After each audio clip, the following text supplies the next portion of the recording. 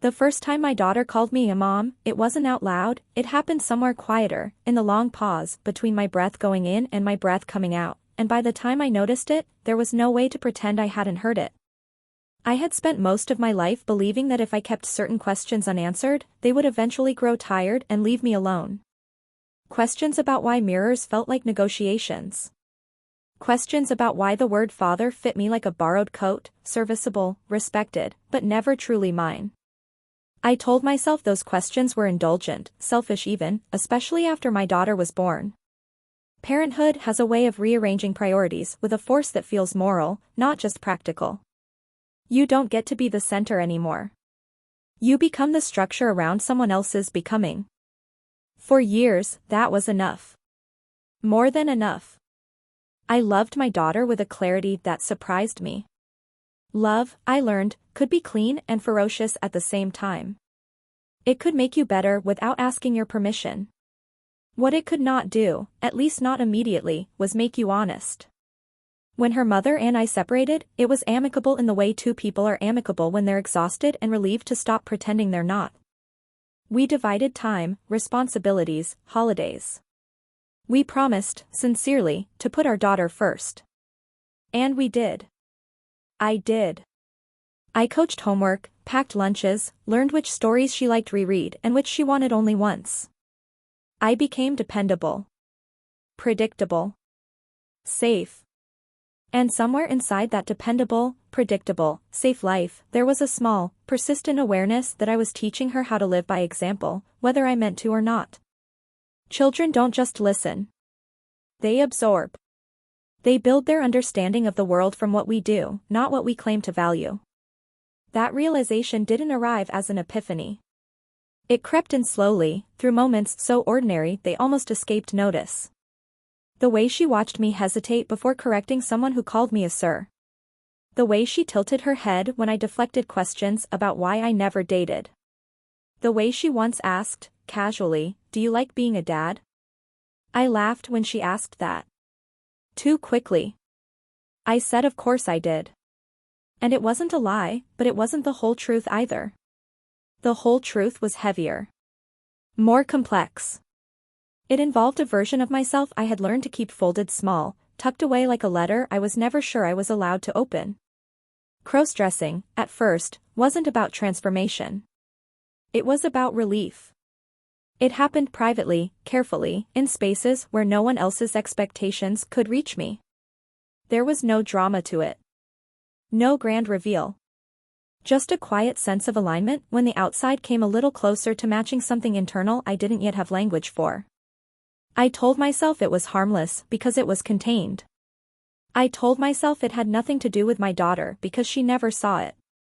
I told myself a lot of things that were technically true and morally incomplete. The night everything shifted, she was asleep in the next room. I remember that detail because it mattered to me later, that she was dreaming while I was awake to something I could no longer ignore. I stood in front of the mirror longer than usual, not scrutinizing my appearance so much as my expression. There was a softness there I recognized. Also fear. Also grief for years I hadn't lived honestly. I thought about the kind of adult I wanted my daughter to become. Someone kind, yes. Someone strong. But more than that, someone who understood herself well enough to live with integrity. Someone who didn't confuse silence with virtue. That was the moment the question changed. It stopped being who am I allowed to be? And became what am I teaching her by hiding? There is a particular weight that comes with realizing your private compromises have public consequences, not because anyone knows, but because you do. Parenthood doesn't just give you responsibility for another person's safety. It gives you responsibility for the example of your life. I didn't decide to transition that night. That would be too clean, too cinematic. What I decided was smaller and harder. I decided to stop lying to myself about the stakes. I decided to learn, deliberately and patiently, what honesty would require of me, not just emotionally, but socially, practically, ethically. Becoming the mom my daughter deserves did not begin with clothes or names or pronouns. It began with accountability. With the understanding that authenticity isn't an escape from responsibility, it's a deeper form of it. I stood there until the house creaked with its familiar nighttime sounds. Then I changed, put everything away, and went to bed beside the quiet knowledge that something irreversible had begun, not a transformation of appearance, but of obligation. Because once you understand that your life is a lesson someone else is learning from, you can't unknow it. And you can't unchoose what kind of lesson you're willing to teach. I used to think responsibility meant containment, keeping the messy parts of yourself sealed off so they couldn't spill into anyone else's life. That belief had served me well for a long time. It helped me build a career, maintain civility after my marriage ended, and present a version of myself that other people could rely on. Reliability, I learned early, is a kind of social currency. People forgive a lot if you are steady. But steadiness can become a disguise. In the weeks after that night by the mirror, nothing outwardly changed. That, in itself, was unsettling. I went to work. I answered emails. I picked my daughter up from school and listened as she explained playground politics with the seriousness of someone analyzing international diplomacy. On the surface, life continued with its usual rhythms. Underneath, everything felt provisional, as if I were walking across a familiar floor while knowing one of the boards had started to loosen. What changed first wasn't how I dressed or spoke. It was how closely I paid attention to myself. I noticed the way my shoulders tightened when I introduced myself to new people. I noticed how often I edited my reactions, sanding down enthusiasm, lowering my voice, choosing words that would land safely rather than honestly. These weren't dramatic moments. They were small, habitual acts of self-correction that I had performed for so long they felt invisible. Seeing them clearly was exhausting. I began reading, not in the frantic, self-diagnosing way people sometimes do when they're looking for permission, but slowly, deliberately. Memoirs. Essays. Psychological research. Accounts from parents, from children, from people who had transitioned publicly and those who never had. I wasn't looking for a script. I was looking for orientation. I needed to understand whether the path I felt myself edging toward was rooted in integrity or avoidance. One thing became clear quickly: there is a difference between secrecy and privacy, and I had been confusing the two for most of my life. Privacy protects what is tender. Secrecy protects what we fear will not survive daylight. The former can be healthy. The latter corrodes. That distinction mattered because my daughter was growing. Children don't stay abstract. They ask sharper questions as they get older, and they notice inconsistencies with increasing precision. If I continued as I was, I wouldn't just be protecting her from complexity, I would be modeling evasion. I would be teaching her, implicitly, that some truths are too dangerous to be spoken, even to yourself. I wasn't ready to change my role in her life yet. Not practically, not socially. But I started changing how I understood it. Being her parent wasn't just about meeting her needs, it was about demonstrating how an adult lives with internal conflict responsibly. That realization reframed everything. This wasn't about my comfort. It was about coherence. The first person I spoke to was a therapist, chosen carefully. I didn't need encouragement or skepticism. I needed someone who could tolerate uncertainty without rushing me toward conclusions. Those sessions were slow, sometimes frustratingly so. We talked less about gender at first than about patterns, how I handled fear, how I defined duty, how often I mistook endurance for virtue. At home, I practiced something even harder: patience with myself. I stopped treating my internal questions as emergencies that needed resolution. Instead, I let them exist alongside the rest of my life. I cooked dinner. I helped with spelling words. I folded laundry while holding two truths at once: that I loved being a parent, and that the title I used for myself might not be the one that ultimately fit. There were moments of grief I hadn't anticipated. Not regret, exactly, but mourning, for years spent trying to be excellent at a role that was only adjacent to who I was. I grieved for the younger version of myself who didn't know there were options beyond endurance. I grieved for the simplicity I was about to lose. Clarity, I was learning, is not a gentle force. It rearranges things. And yet, there was relief too. A quiet one. The kind that doesn't announce itself but settles into your body when you stop arguing with your own perceptions. For the first time, my inner life felt less like a secret room and more like a space I was allowed to stand in. I hadn't told my daughter anything yet, and I was acutely aware that silence, at some point, becomes a choice rather than a pause. I thought carefully about timing, not in terms of convenience, but capacity. Hers and mine. Honesty without preparation is not bravery, it's negligence. What surprised me most during this period was how much my thinking shifted away from fear of rejection and toward fear of incoherence. I wasn't most afraid that my daughter wouldn't accept me. I was afraid she would sense, on some level, that I wasn't fully present as myself. Children are extraordinarily sensitive to emotional dissonance. They may not name it, but they feel it. I wanted her to grow up knowing that love and truth are not opposing forces. That you can change without abandoning responsibility. That adulthood is not about perfect consistency, but about ethical alignment, bringing your actions closer to your values over time. I didn't yet know what that alignment would require of me in practice. I only knew that the direction had been set. The question was no longer whether my life would change, but how deliberately I would guide that change, and how carefully I would hold the people affected by it. Becoming the mom my daughter deserves, I was beginning to understand, wasn't about replacing one role with another. It was about expanding my capacity for honesty in a way that made the world safer, not smaller, for her. The day I finally understood that my daughter already knew something was different about me, long before I had words for it, came disguised as an ordinary afternoon. She was sitting at the kitchen table doing homework, legs swinging slightly, pencil tapping in that uneven rhythm children use when they're thinking hard. I was making tea, listening more than watching, when she asked, without looking up, "Why do you always look relieved when you're home?" It wasn't an accusation. It wasn't even curiosity sharpened into suspicion. It was an observation, offered with the casual confidence of someone who assumes the world makes sense if you just ask the right question. I remember staring at the kettle as it came to a boil, grateful for the excuse not to answer immediately. Relief. That was the word she had chosen. Not tired. Not happy. Relieved. As if home were not just a place but a release from something I carried elsewhere. I told her something partial and true, that being home meant I didn't have to perform as much, that I could relax. She nodded, accepting the answer in the way children do when they sense there's more but don't yet need it.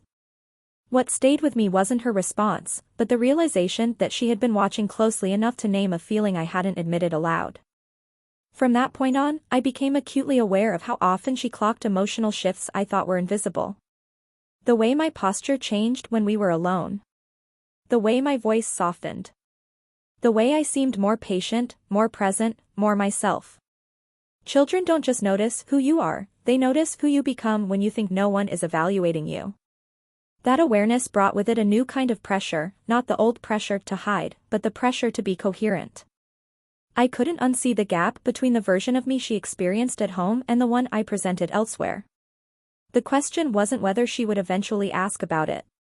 The question was what I wanted my answer to teach her. I spent months preparing, not rehearsing a speech, but doing the quieter work of ethical groundwork. I talked with my therapist about language that was honest without being overwhelming. I thought carefully about framing, not to control her reaction, but to respect her developmental reality. Children don't need every detail. They need emotional truth delivered at a scale they can hold. I also had to confront my own fear of destabilizing her world. Parents like to imagine that stability comes from consistency of roles, but what actually creates safety is consistency of care. I wasn't planning to disappear. I wasn't abandoning her. I was, in fact, trying to show up more fully. Still, intention doesn't erase impact, and I had to accept that some discomfort was inevitable. The conversation happened on a Sunday morning, the kind with no obligations pressing down on it. We were sitting on the couch, sunlight slanting through the window, dust motes floating in that way that makes time feel slower. I didn't rush. I didn't dramatize. I told her that sometimes people learn new things about themselves, even grown-ups, and that I had been learning something important about who I was and how I wanted to live. She listened quietly, brow furrowed, not distressed, but focused. When I told her that I felt more like a mom on the inside than a dad, she didn't gasp or laugh or recoil. She asked what that meant. So I explained, as simply as I could, that it meant the way I understood myself was changing, and that I was figuring out how to live in a way that matched that understanding. The moment that broke me wasn't any of the questions I had anticipated. It was when she asked, "Are you happier when you're more like that?" I told her yes. Carefully. Honestly. She thought about that for a long time, then said, "I like it when you're happy. You're nicer to yourself." Children have an uncanny ability to identify the moral center of a situation without getting tangled in its abstractions. She didn't ask whether I would still be her parent. She didn't ask what other people would think. She asked about happiness, not as indulgence, but as a quality that affected how love moved through a household. That didn't mean everything was easy after that. There were adjustments. Language shifted slowly. Sometimes she forgot, sometimes I did. There were awkward moments in public where she hesitated before calling for me. There were times I saw her watching other adults' reactions, measuring safety. Each of those moments carried weight, and I treated them that way. I apologized when I got things wrong. I listened when she felt confused or embarrassed. I made it clear, through action, not reassurance, that her feelings mattered as much as mine. Outside our home, the world was less gentle. Some friendships cooled. Some family members needed a time, a word that can mean many things. I encountered misunderstanding that wasn't overtly hostile but carried a subtle erosion, questions framed as concern, advice disguised as caution. I learned how often society mistakes conformity for morality. Through it all, I kept returning to a single standard: was I acting in a way I would be proud for my daughter to emulate? Not braver than she could manage. Not louder. Just more honest. More accountable. Transitioning, for me, was not a declaration but a process. Each step was weighed against its impact, not avoided because of it. I learned that courage isn't the absence of fear, it's the willingness to take responsibility for the consequences of truth. Some days that responsibility felt heavy. Other days it felt like freedom. The first time she introduced me as her mom, to someone who didn't know our story, I felt a complicated surge of emotion that had nothing to do with validation and everything to do with trust. She wasn't performing acceptance. She was living it, integrating it into her understanding of family without fanfare. Later that night, I asked her if it felt weird. She shrugged and said, "It felt normal.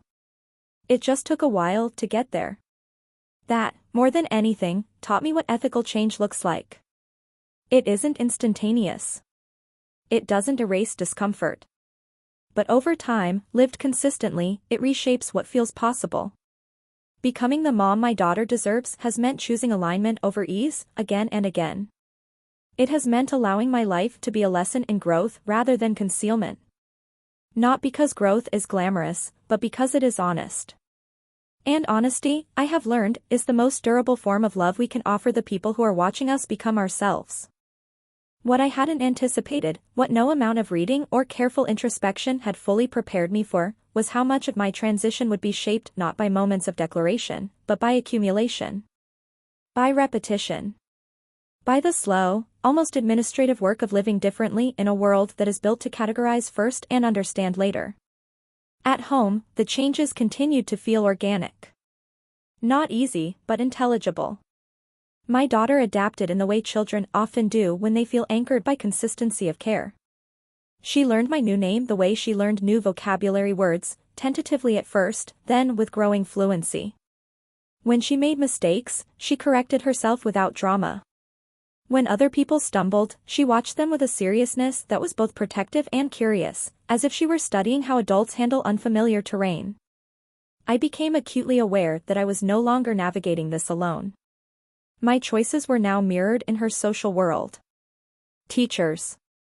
Friends' parents. Other children. Each interaction carried the quiet question, is this safe? And more importantly, what does this teach her about how difference is handled?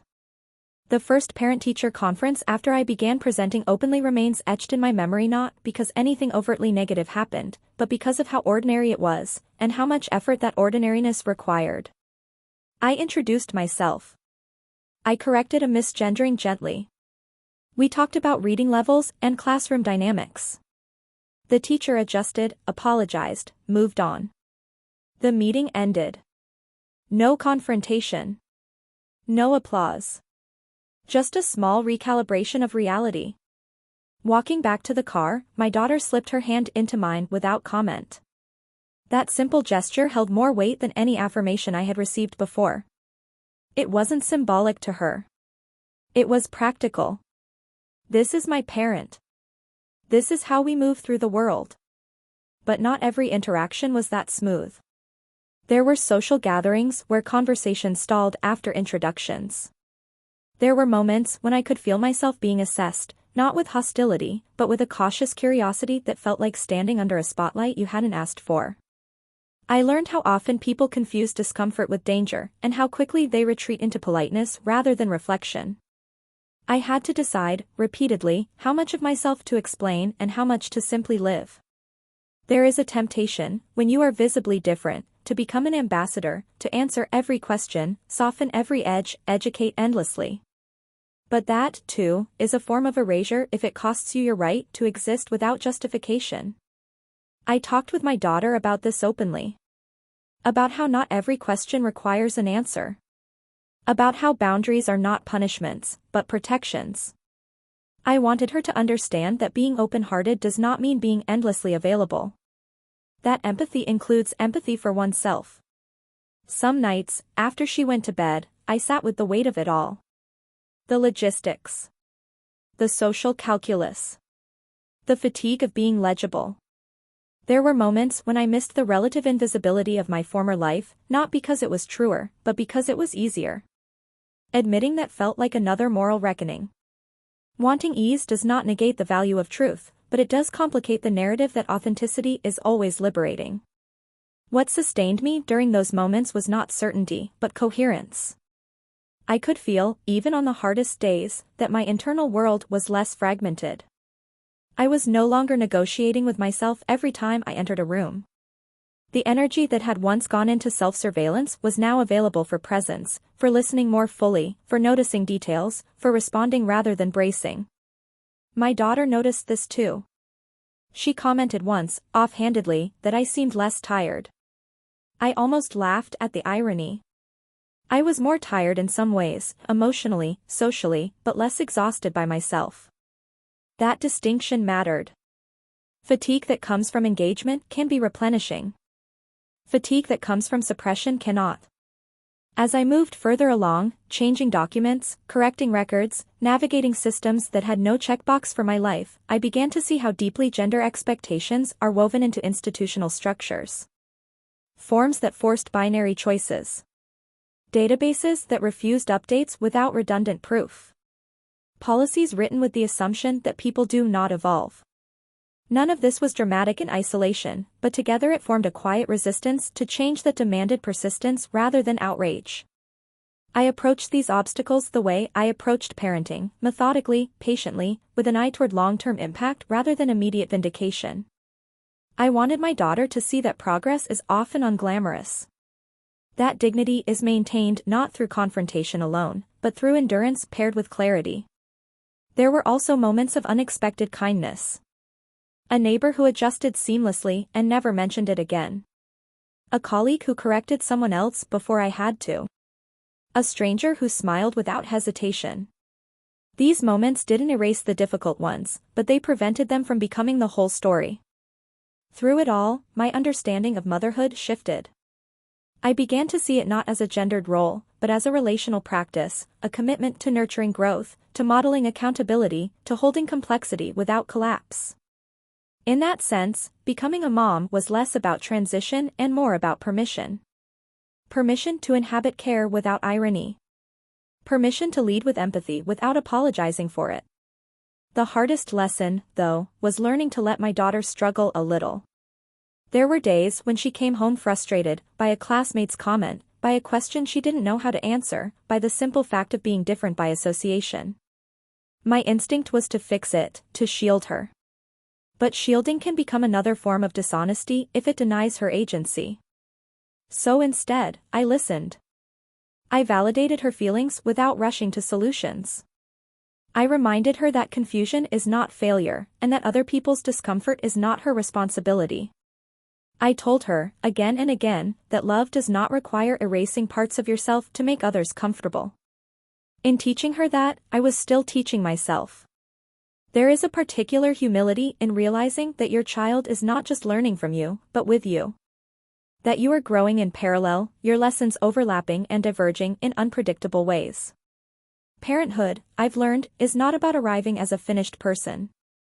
It is about being willing to be seen becoming one. And in that shared becoming, something settled between us, not certainty, but trust. Trust that we could navigate change without losing each other. Trust that honesty, even when it complicates life, ultimately makes relationships sturdier, not weaker. By the end of that year, the question was no longer whether I could live this way. It was whether I could imagine going back. The answer, quietly and unequivocally, was no. Because the life I was building, messy, visible, accountable, was not just mine anymore. It was part of the ethical landscape my daughter was learning to walk. And I wanted that landscape to include courage that looked like care, and strength that made room for tenderness. There is a point in any long transformation where the question stops being "can I do this?" and becomes "can I live with the cost of not doing it?" That point did not arrive for me with drama or finality. It arrived in fragments, in moments of friction that accumulated until the old compromises no longer held. By then, my life had begun to settle into a new configuration. Not stable in the sense of fixed, but stable in the sense of recognizable. I had a rhythm. Mornings with my daughter followed by workdays that required a kind of steady vigilance, less about fear now, more about attention. Evenings that oscillated between ordinary fatigue and a deeper satisfaction I hadn't known before. I was no longer bracing myself against myself, and that freed a surprising amount of emotional bandwidth. What I didn't anticipate was how much harder it would become to tolerate dishonesty once I had tasted coherence.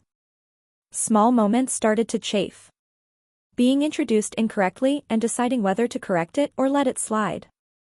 Hearing assumptions made casually about families, about women, about men, and feeling the old instinct to disappear tug at me, now countered by something firmer.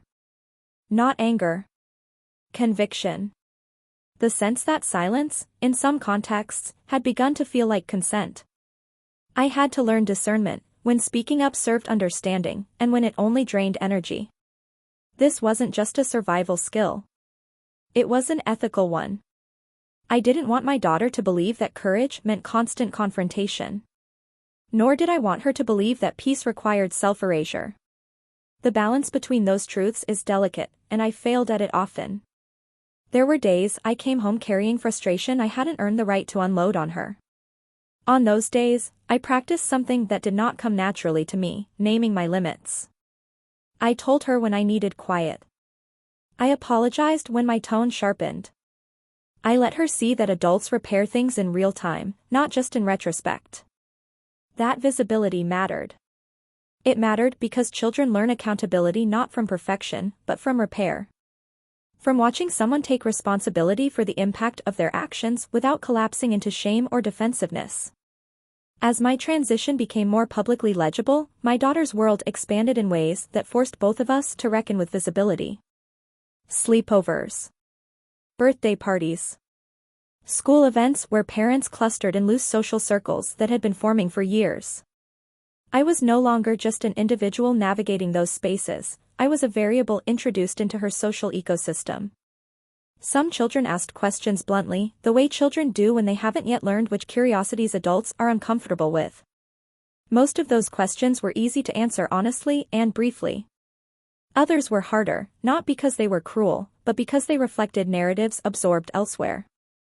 I worked closely with teachers when needed, not to control conversations, but to ensure they were grounded in respect rather than rumor. There were also moments when my daughter chose silence, not out of shame, but out of a desire for simplicity. She didn't always want to explain. I honored that. Advocacy is not a debt children owe their parents. My responsibility was to ensure she had the language and support available, not to require its use. One evening, after a particularly draining school event, she asked me whether I ever wished I had stayed the way I was before. The question landed softly, but it carried a weight that made me sit down before answering. I thought carefully. Not about what would reassure her most, but about what was true. I told her that I sometimes missed how easy things used to be, not because I was happier then, but because I was less visible. I told her that being seen can be tiring, but that hiding had been lonelier. I told her that I didn't regret choosing a harder path if it meant choosing a truer one. She listened, knees pulled to her chest, absorbing not just the words but the tone. Then she said something that startled me with its clarity: "I think easy is overrated." That sentence stayed with me. Not because it was profound in itself, but because it reflected something I hoped she was learning, that a meaningful life is not measured by its smoothness, but by its alignment. As time went on, I began to see how my transition had subtly reshaped our relationship. We talked more openly about feelings, not just mine, but hers. About fear. About belonging. About the pressure to be legible to others. She was learning, through proximity, that identity is not a fixed point but a dialogue between who you are and how you live. I was learning something too, that motherhood, for me, had less to do with gendered scripts and more to do with emotional labor I had once been discouraged from claiming. Comforting without minimizing. Listening without fixing. Holding space for uncertainty without rushing it toward resolution. These were skills I had practiced haltingly before, but now they felt central rather than auxiliary. There were still setbacks. Administrative ones. Social ones. Internal ones. Days when dysphoria flared unexpectedly, triggered by something banal. Days when I felt the old grief rise again, uninvited. I stopped interpreting these moments as failures.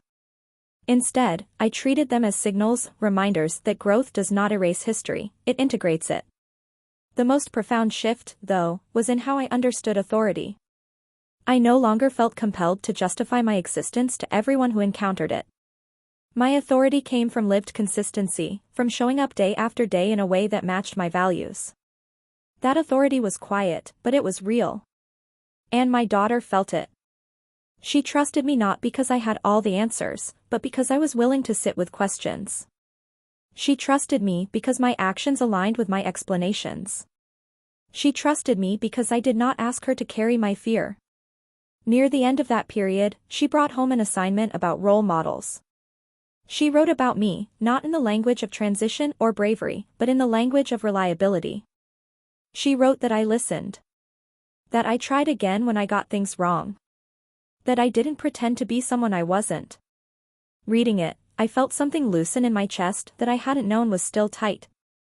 I realized then that becoming the mom my daughter deserves was never about arriving at a finished identity. It was about committing, again and again, to live in a way that made honesty sustainable. Not heroic. Sustainable. Because a life that requires constant performance eventually collapses. A life built around integrity, however imperfect, can be lived in front of others without shame. And that, more than anything, was the lesson I hoped would endure after all the details faded. The older my daughter gets, the more I understand that endings are rarely about closure. They are about continuity, about what carries forward when the language around a change stops being new. By the time she reached the age where childhood begins to stretch into something more angular and self-aware, my transition was no longer the central fact of our lives. It was simply part of the architecture. Not invisible, not minimized, just integrated. That, I think, was the real transformation. Not the moment of recognition, not the conversations, not even the social recalibrations, but the gradual shift from event to context. From something that required explanation to something that quietly informed how we moved through the world. I was her mom because that was the role I inhabited daily. Because I packed lunches and forgot permission slips and remembered which fears were real and which were disguises for something else. Because I showed up when it mattered and apologized when I failed. Because I learned, over and over again, to choose responsiveness over rigidity. There were still moments that reminded me how provisional acceptance can be. A substitute teacher who stumbled. A form that forced a correction. A casual remark from another parent that revealed how narrowly some people still understand family. But those moments no longer felt like verdicts. They were interruptions, sometimes wearying, sometimes instructive, rarely defining. What defined my life now was a quieter practice, alignment. The steady work of living in a way that did not require me to split myself into public and private selves. The work of maintaining integrity not as a dramatic stance, but as a daily discipline. My daughter absorbed this without commentary. She did not grow up thinking of me as brave or unusual. She grew up thinking of me as consistent. And consistency, I've learned, is what children build trust from. It is what allows them to explore the world without constantly checking whether the ground beneath them will hold. One evening, long after the initial turbulence had settled, we were washing dishes together. She was old enough now to reach the sink comfortably, young enough to still enjoy the ritual. We worked in companionable silence for a while before she said, "You know, I don't really remember you being my dad anymore." The statement wasn't sad. It wasn't triumphant. It was observational, delivered with the same tone she might use to note that a tree had grown taller. I asked her how she felt about that. She shrugged. "It just feels like this is how it's always been." That was the moment I understood what success looked like, not in terms of identity, but in terms of care. I hadn't erased her past. I hadn't demanded that she narrate it a certain way. I had simply lived forward with enough steadiness that the present felt trustworthy. If there is an ethical core to this story, if it offers anything beyond my own life, it is this: authenticity is not a withdrawal from responsibility. It is an expansion of it. When we live honestly, we don't just free ourselves, we clarify the emotional environment for the people who depend on us. We make the rules of the world a little more legible. I did not become a better parent by becoming a woman. I became a better parent by becoming accountable to the truth of who I was, and by refusing to let fear dictate the terms of my love. Gender was not the lesson. Integrity was. My daughter will grow up and form her own understanding of herself, her values, her limits. She will make choices I don't anticipate. She will reinterpret our history in ways that are hers alone. That is as it should be. Parenting is not about imprinting certainty, it is about equipping someone to live with uncertainty without losing their center. If she learns anything from watching me, I hope it is this: that self-knowledge is not selfish, that change is not betrayal, and that living truthfully, however imperfectly, is a form of care.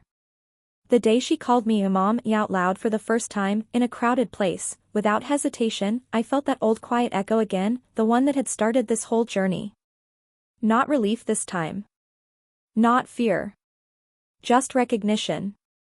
Not because I had arrived somewhere final, but because I had stayed present long enough for a life to take shape around honesty.